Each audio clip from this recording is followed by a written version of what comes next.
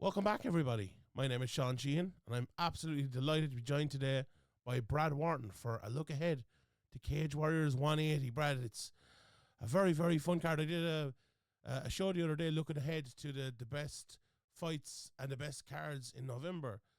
And one thing I looked at with kind of November and December with Cage Warriors, there's a lot of belts on the line soon, isn't there? And even the last card, the 179 card, when I spoke about it, I was talking about kind of like there wasn't a belt on the line, but a lot of lads who maybe in line coming up for a belt and a lot of opportunities. You know, one lad is just about to get, and then there's another opportunity coming straight afterwards. So it's moving time in Cage Warriors over the next while, Brad, isn't it? Starting here, obviously in London at Cage Warriors 180. Yeah, absolutely. You know, we're obviously in Italy for Cage Warriors 179, so that was a big Italian focus on that card.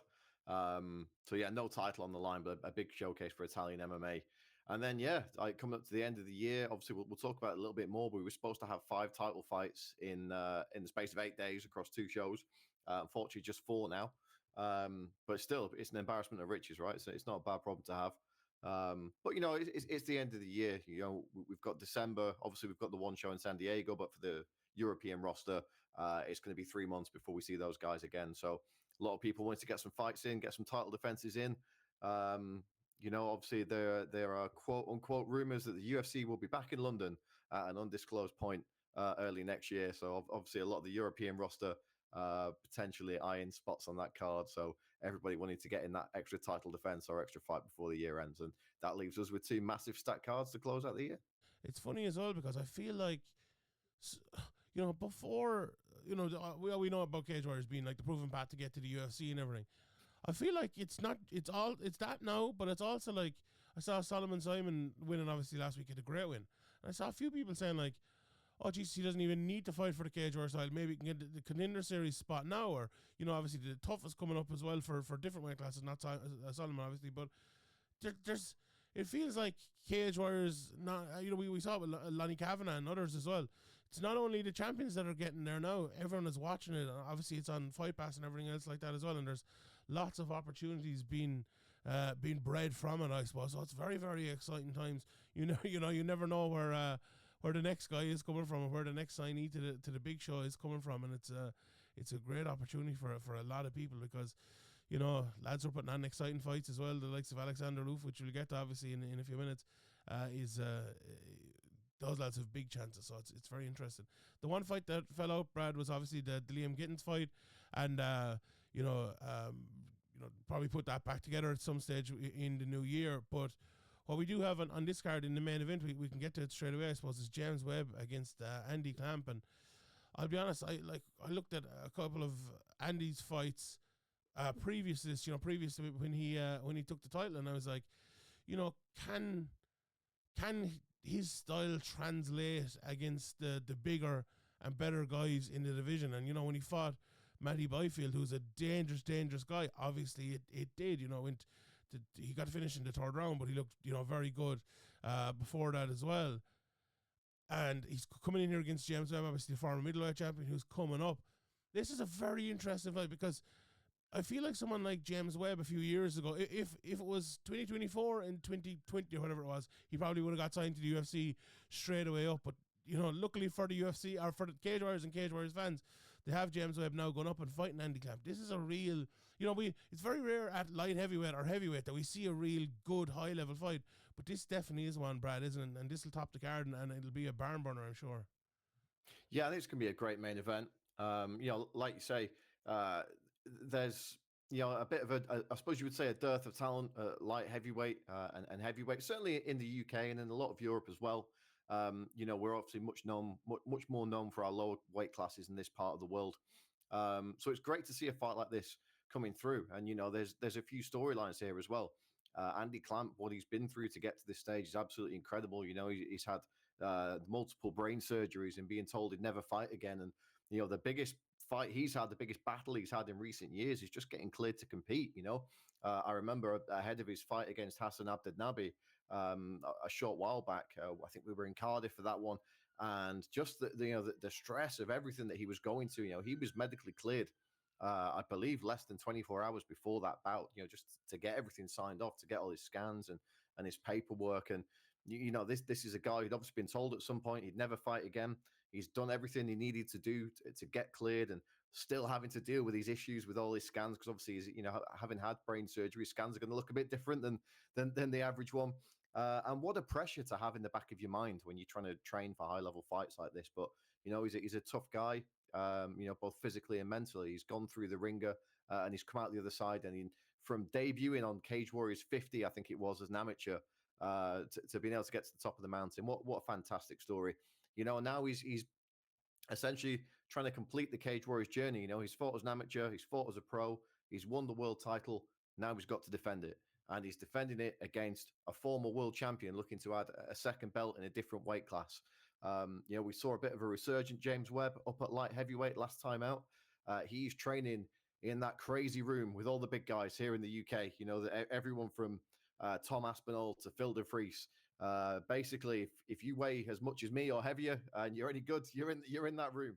There's some big lads in there chucking each other around all day. And we've seen the levels. I know guys who are training with that group who are novice pros or amateurs just turning pro, and the improvement that you see in them after all these guys have got together in recent years is absolutely insane. So for James to be able to go there for bits of his camp and get that work in with the other big lads, Andy Clamp's 6'4". James Webb's not going to be bothered about getting in there with a 6'4" guy. He's used to it. He's got the Aspinalls, he's got the DeFrieses, he's got the Ben Francis of the world chucking him around all day. So I think this one's going to be a real barn burner. Originally supposed to take place in Manchester, which was Clamp's home turf. Now it's taking place much closer to home for Webb, and I know he's going to have a lot of support there. So I think the atmosphere should be pretty good for this one. It'll be at the end of a long Friday night in London, so I'm sure the crowd will 30 on a Friday night. So yeah, very much looking forward to it. Me too. Just on the point about Andy Clampus and the health issues, like I've spoken to guys like Cal Eleanor and Owen Elliott as well, and it feels like when they come through those issues, it's almost like we've heard Dominic Cruz talking about this, like it's almost like the sport is taken away from them, and when they get it back, it's a joy, and there's a sort of freedom, and it feels, watching Andy Clamp's fights, it feels like that's the way he fights, no doubt about it.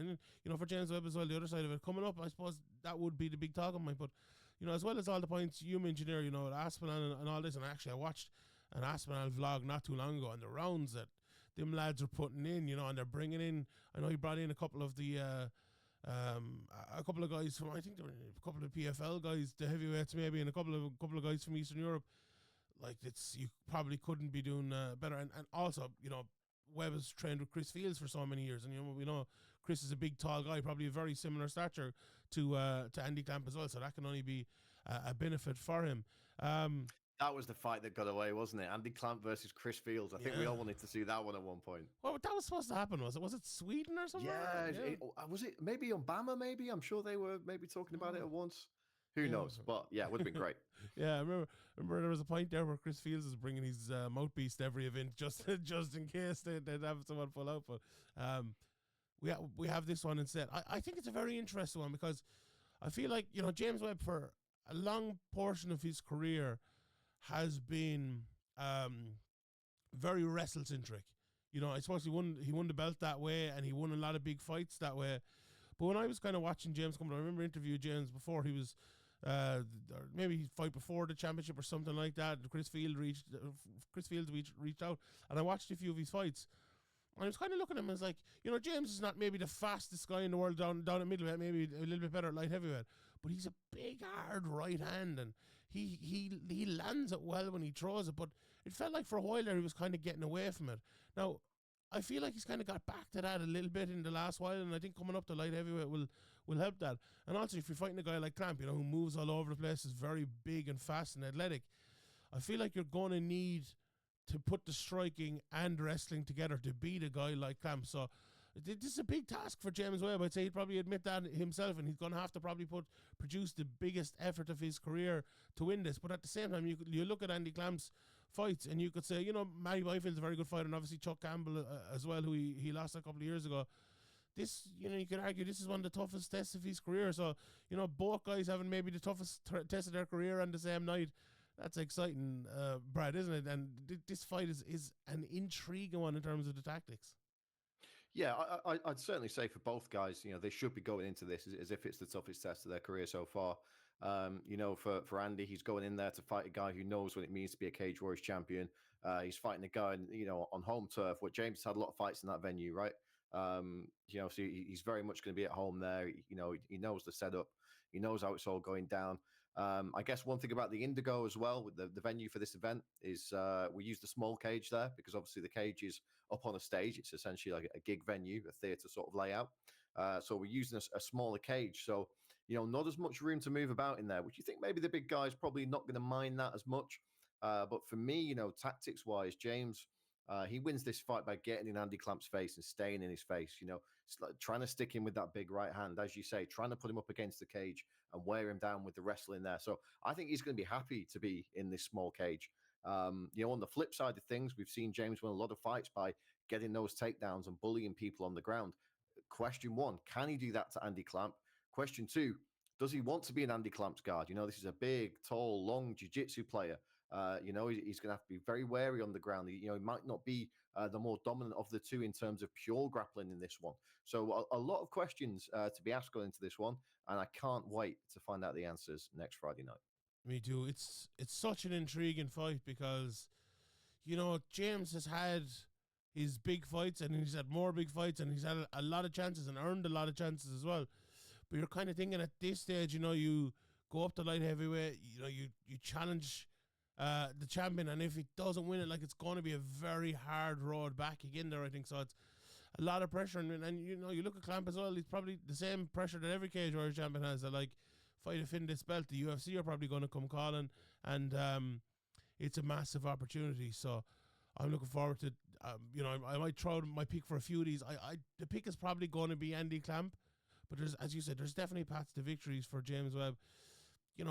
Usually the smaller cage does benefit like the wrestler per se. Now both of them are very obviously well rounded, and Clamp can, he's beaten guys on the ground before. There's no doubt about it. As you said, his jiu-jitsu is very very good as well. But if Webb's MO is to go across the cage, put him against the cage and pull him down, and that smaller cage will help. So I think that's an interesting, and that's one of those things I think a lot of the time, even myself when I'm doing like the betting show and stuff, we might not know that information straight away. Obviously, yourself would know it, and the Cage Warriors team would know it, but maybe even the fighters wouldn't know it until late sometimes. And I think it's a thing that does change it a lot, especially as you said with the bigger boys. So I'm looking forward to that. The other standout fight on this card to me is God Almighty, Adam Cullen versus Tobias Arilla. What a fight this! Like from the first second I ever saw Tobias Arilla, I was sold from the walkout. There was at one stage there I thought he was just going to run through everyone in that division. And to be honest, he's fought everyone in that division, and he has, as a guy like Tobias Arilla ever been as active as Tobias Arilla is, like, the way he fights, the way he puts it all on the line to keep going, the way he does is absolutely crazy. Obviously, there was the Contender Series or whatever it was, the opportunity there as well. And now he's back in Cage Warriors after one fight outside of it. It's just brilliant to see Tobias Harilla back, obviously, and we'll get to Adam Cullen in a second. But on Harilla first, he's a unique character, isn't he, Brad? Yeah, absolutely. Obviously, been watching some of his stuff back recently, and I was watching the Deki Makalinen fight, and I think just before the finish, Dan Hardy said something fantastic. He said, the recklessness with which Tabilla advances can be quite disconcerting for his opponents, and that to me just sums Harilla up. You're going to get into a firefight with this guy, and he's just going to march forward with a big smile on his face. And I think, look, none of these guys are scared of anybody, right? They're professional mixed martial artists, but it must go through your mind a little bit. What is this lunatic doing? Why has he got a big grin on his face? And why is he like stalking me like we're in some kind of Halloween movie or something? He's a violent guy. He loves a scrap. He can be very, very technical on the feet when the mood takes him. And look, if you want to get into throwing punches with him, you better be in for a long night. You better have packed a lunch, because he is going to stand right in front of you, and he's going to do that all day. Very, very big fan of Tobias Harilla, and I think if you're a fan of MMA, from everything, right, from the walkout to how he fights in the cage, it's tough to dislike this guy, and all that side, super cool dude as well. Yeah, 100%. And like you even look at, I was the period I was talking about where he looked unbeatable was around You know, he signed for Cage Warriors, the Aiden Stephen fight, and watching him before that, like his losses have been. Okay, he lost to William Gomez, who just ran around him for that, 15 minutes. Then Samuel Bark with an unbelievable knockout. Who, Samuel Bark, how many people has he done that to? And obviously the arm injury against James Hinden in his last Cage Warriors bout. Like, he's beaten, as you mentioned, Decky, Ryan Shelley, Damon Wilson, Aiden Stevens, as I mentioned there as well. It's, I don't think his stock has gone down any bit. In fact, probably the opposite. And for Adam Cullen, he's had an interesting time as well, because you saw him coming through. He's had all of his fights in Cage Warriors, and he was 6-0, and then they put him in against Demetrius Grillian, who is really, really, really good. And obviously he got knocked out in that fight, and he's lost one fight since, but 1-2. Obviously beating Samuel Blasco last time out, who was a lot of people I think not necessarily fancied coming in, but gave a chance coming in. He went in and he won that fight. Fighting out of as people might know, Paddy Pimblett's gym, Next Generation in Liverpool. I was just looking there last night, looking at his record, like 8 wins, all finishes, and that's kind of what Adam Cullen is. Like, he's a guy who'll walk down. Like, look at a few of those finishes as well. He's a third round finish. In his last 4 fights, is 1 decision and 2 third round finishes, 1 loss, 1 win. And I think again that says something about Adam Cullen as well, that he goes at it for the whole 3 rounds if necessary. He can finish you early as well. And against Harilla, if someone can go 3 rounds and go hard for 3 rounds and still has the ability to finish, that's exactly what you need against someone like Harilla, isn't it? Because if you can't go those 3 rounds, if you can't take the pace, you might beat him for a round, you might beat him for 10 minutes, you might beat him for 12 minutes, but you're not going to beat him for 15 minutes, the way he fights. So that part of it in itself is intriguing. Talk to us a little about Adam Cullen, Brad, for maybe people who wouldn't know him as well. He's one of the top prospects coming out of Next Gen, as we mentioned, had a couple of setbacks, but is back on the road again. Yeah, absolutely. Cullen is a very, very exciting fighter. He's a proven finisher. I think, so it's 8 wins, 7 finishes, I think. It's Sam Blasco he fought last time. Really, really tough customer. You wouldn't know it to look at the record, but then when you see who he's fought and actually watch some of those fights, he's a tough guy to get out of there. And, Adam said after that fight, I was punching this guy and it felt like I was punching a heavy bag full of lead weights. The dude's an absolute unit. And Cullen's still able to get him out of there. Opened his career with that crazy run of just smashing everyone in the first round. And he was taking a lot of those fights up a weight as well. The guy's dangerous. You look at the guys he's lost to, a split against Harold Cohen, who's a top prospect himself. And obviously, like the knockout to Dimitri Gierlin, that's one of those losses that's going to happen in a fighter's career, and it's going to look a lot better with time, because I think Dimitri Gierlin's got Cage Warriors title challenger written all over him as well. And look, when you're a guy as exciting as Cullen, you've got the pedigree he's got, you're never going to be more than a couple of fights away from a title shot. If you can put a few good finishes together, a good little run together, you're going to be, there or thereabouts in this division. And I think you can say the same about Harilla as well, right? Who wouldn't want to see Harilla versus Harry Hardwick tomorrow, or Harilla versus George Hardwick tomorrow? Everyone's going to be absolutely buzzed to see that fight. And you'd say the same thing about Cullen. If somebody turned around tomorrow and said, "Oh, I've just had a press release from Cage Warriors, it's going to be Adam Cullen versus George Hardwick." Shit, that's a crazy fight, right? I didn't really think about that, but it actually sounds like a lot of fun. And that's exactly how I felt when the mastermind Ian Dean first told us that we were going to see Cullen versus Harilla. Hadn't thought about it, hadn't even crossed my mind, and all of a sudden, I'm like, this is going to be the fight of the year. I can't wait. And until he announced Luke versus Maya as well, but I guess we'll talk about that in a minute. And here we go. I mean, let's talk about the main event. This has got fun written all over it. Again, if you love the sport of MMA, you're not going to go wrong watching this one. Yeah, I agree. I'm going to go with I'm going to lean Harilla on that one, but I don't know. I think it'll be a very close one. Let's talk about Luke versus Maya. Obviously, both lads were involved in the Prize Fighter series back in July. But ended up losing to Shirzad Quadrian, who we mentioned earlier on. With that fight not happening now, this is a big opportunity. Like, if one of these wins, we know about scheduling and all of that. It's very easy to say, "Oh, we're going to put a fight together," and it's very hard to actually do it sometimes as well. So, we hope it's been put back together. Obviously, he earned his shot and everything like that. But if it doesn't happen, I think Luf and Maya are two of the guys that are, obviously in the mix here. Like, before that, Quadrian lost, Maya had won 3 in a row. beating Shirzad in the middle of that as well. Obviously, it was a rematch in the tournament, and he's beaten Lewis McGrillen Evans as well, who's one of the fights of the year this year, and who's that win is just going to look better and better and better all the time. And Loof, how exciting has he been since he came to Cage Warriors and has fought around the place as well. He's obviously in that fight with Luke Riley that was absolutely amazing, and he's won a couple of fights since. Obviously, we mentioned the Kirzad fight, but he's a win over Samuel Bark as well outside of Cage Warriors, which if anyone knows how good Samuel Bark is, that's a great win. I just think this one will be bonkers, and I think I honestly don't know who's going to win. Like, you look at Wesley Mayer, you see the 9-7 record, and it really doesn't tell you a whole lot about the Wesley Maya of today, I suppose. But this is one of those fights, Brad, where I'd like to have your seat, and you're lucky to have it to watch this on, aren't you? I'd prefer to have someone else's seat. I don't want to be working here. I want to be in the crowd, 6 pints deep, going absolutely nuts for this one. Look, on Wesley Maya, when you take fights against Jack Shaw in the ice arena on 24 hours notice, you're going to have a couple of losses on your record. And you look at the guys that Wesley's lost to, they're all decent guys. He's not losing to just anyone, and he's not the guy to be messed with.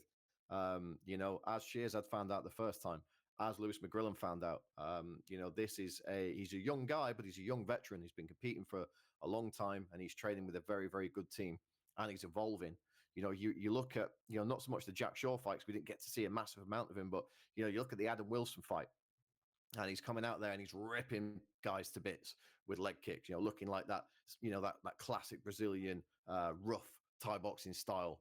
But now he's not that guy anymore. Now he's the complete fighter. Now he's the guy who's got the fight IQ. He's getting the takedowns at the right time. He's getting the ground and pound at the right time. He's got the submission skills as well. We're seeing a much more complete and evolved version of Wesley Maya. And look, you look back at the rematch with Sherzad in the prize fighter tournament. A lot of people thought he took that fight, and it was a close one.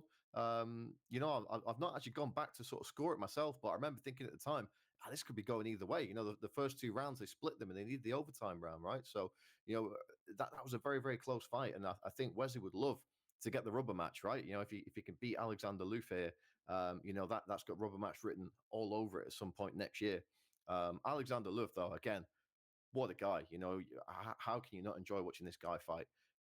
We saw his submission defense. He had to get out of a few bad spots in that prize fighter tournament against, both Aiden and of course against Sherzad as well. He had him in the Sulawev stretch at one point, and I don't think I've ever seen someone in a Sulawev stretch that deep not tap out. And he just had that look on his face, like, yeah, this does actually really hurt, but I'm not really interested in tapping out right now. So we'll just figure it out when I have to stand up in the morning, kind of thing. Dangerous guy, and if he lands that right hand on you, you're either getting knocked down or you're getting knocked out. He's got flying knees in the bag as well, as does Wesley. Like the old cartoons where like the Tom and Jerry would just go into each other and it would just turn into like a cloud or a hurricane, Yes. and arms and legs fly. This is what I'm kind of thinking here. 100%. This is what I'm hoping for. So that's my prediction. And the weird thing is, like, sometimes you can predict that and you're maybe not sure. With these 2 lads, I think we're probably sure that will happen. So I'm looking forward to that. It's not going to be 3 rounds of wrestling, is it? And if it is, there's going to be massive transitions and madness in there as well. So we'll take that. We're caught for time here, so let's touch on a few other fights. Do you know who I've been very impressed with? Nick Bagley over the last while. Like, he took a year off after loss to Ben Ellis. And sometimes someone takes a year off in a place like Cage Warriors and you kind of forget about him for a while and you're thinking, this guy's coming off a loss. And he's gone in there and he's had 3 wins in a row. And obviously the Ryan Shelley win was very, very, very good. And now you're kind of thinking, you're looking at him a different way. You're looking at 27 years of age, coming out of a good team, good athlete and all of that. And, he's in there with Jordy Backus. And this is also one of those fights, you just go, God damn it, Ian Dean, you've done it again, Done it again. I'm really looking forward to this fight. Like, Backus coming off of that win over Ryan Shelley, but he's been on a good run over the last while, taking some tough fights in there as well.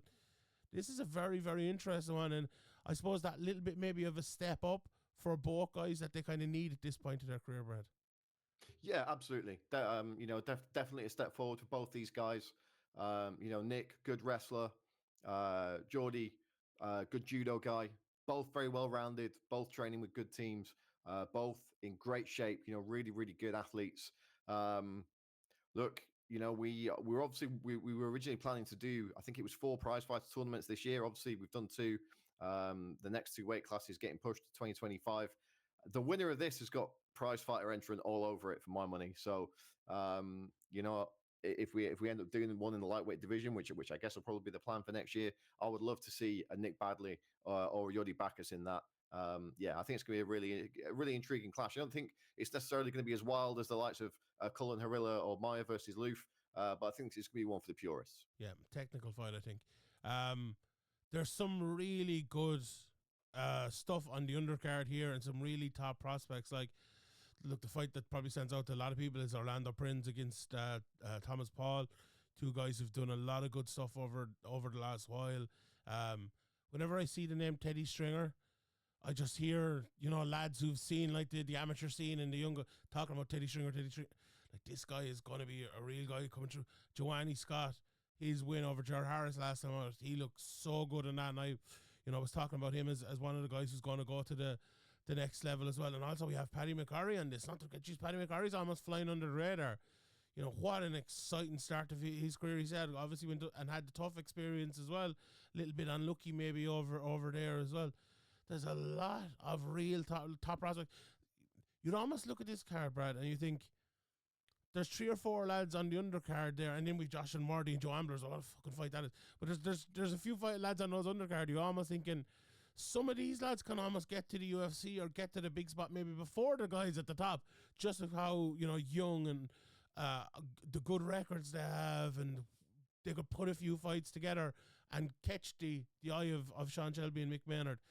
And that's kind of what you get, I suppose, on Cage Warriors cards. But this one especially, there's a lot of standouts there, isn't there? Who have you your eye on, and who should people have their eye on Saturday night? Look, I think, you mentioned one side of it already. Teddy Stringer versus Sean Fraser is one of the best fights you're going to see between 2 guys with less than 5 pro fights this year. It's going to be absolutely sick. Sean, another guy who a lot of people were very, very high on as an amateur, had his Cage Warriors debut against Tarek Pell last time, beat Tarek over 3 rounds. Tarek, obviously a former champion at the Cage Warriors Academy. So this is a high-level fight. This is a very high-level fight. Make no mistake about it that, this isn't, two guys who are just young prospects just starting off. Teddy Stringer has got, I guess, the best part of 30 fights on his record now, over amateur and pro, very high level. Sean Fraser, very high level as well. This one's going to be an absolute barnstormer. You got Cameron Stewart versus Joe Naz, Yusuf Nazarkatov, on the prelims. That's going to be absolutely wild. And then you've got some great prospects. Tommy Brunning looking like he's going to do some really, really big things. As you say, Paddy McCrory back in action after tough, potentially looking towards a run at the Cage Warriors middleweight title now. And Jimmy Quinn, who's a human highlight reel, going to be opening up the main card. People say, don't blink. That's a phrase absolutely tailor-made for Jimmy Quinn. Every time he's in there, something crazy happens. So definitely keep an eye on that one. Indeed. Brad, what a great card. Really looking forward to it. Honestly, this is probably like, I don't know, this is maybe the under the radar card of the year from Cage Warriors. To be honest, it's so good. There's so much on it. And as you say, with coming towards the end of the year, everyone wants to enjoy their Christmas dinner. So, have a fight here in November, December, and you can absolutely do that. So, best of luck to everyone fighting. Can't wait to watch it over on UFC Fight Pass with Brad in the commentary booth. And until then, enjoy the fights, and we'll see you all next time. Good luck.